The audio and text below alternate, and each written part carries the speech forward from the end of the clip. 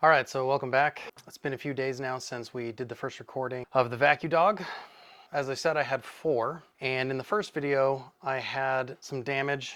Not really, I don't know if I'd call it damage, more as just an indent in the gasket, the foam gasket. I was kind of wondering, and somebody asked, has it gotten better? Did it, expand? It's gotten a little better, but it's still compressed there, so I'm not sure how that's going to turn out. But I did decide to go through, hey, I've got 4 boxes of these. Let's see how many of them were bad, how many of them were good. So I ended up with 3 of them that had issues and 5 of them that did not.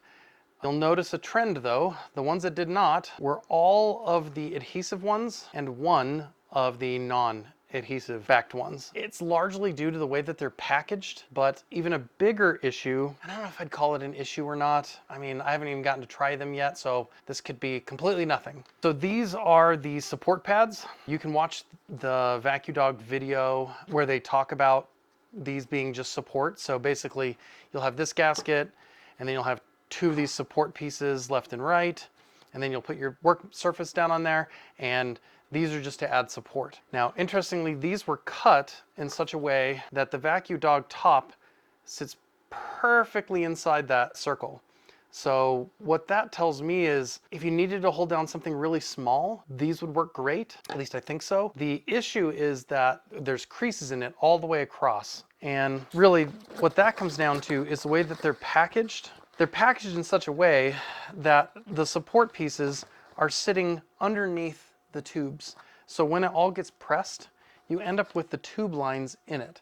Now in the video that they posted, they showed them sitting in the middle, inside the rectangle vacuum piece, which would be fantastic, but that's not how they were packaged. And so we end up with tube lines creating creases in them all the way across. I found that I counted all 16, and I had 4 that were good, and I had 12 that were not good. Once again though, haven't tried it. Don't know if these are going to hold anyway. I mean, when the vacuum is compressing it, maybe those creases don't matter. Just something I'm concerned about, so we'll see. A surprise though, a surprise that was pretty nice, was that it came with these foam inserts. And the foam inserts were great because when you're milling a whole bunch of stuff and you have to do a bit change, that mill can be really hot, that bit. And I found that it was really nice to set this underneath, loosen it, and the bit would just drop out and land nice and softly on the foam insert.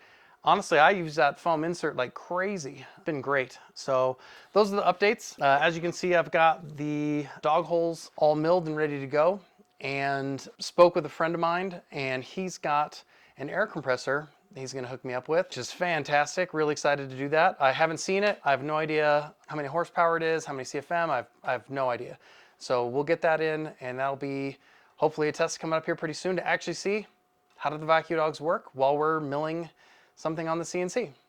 All right, thanks everybody. Hope this helps.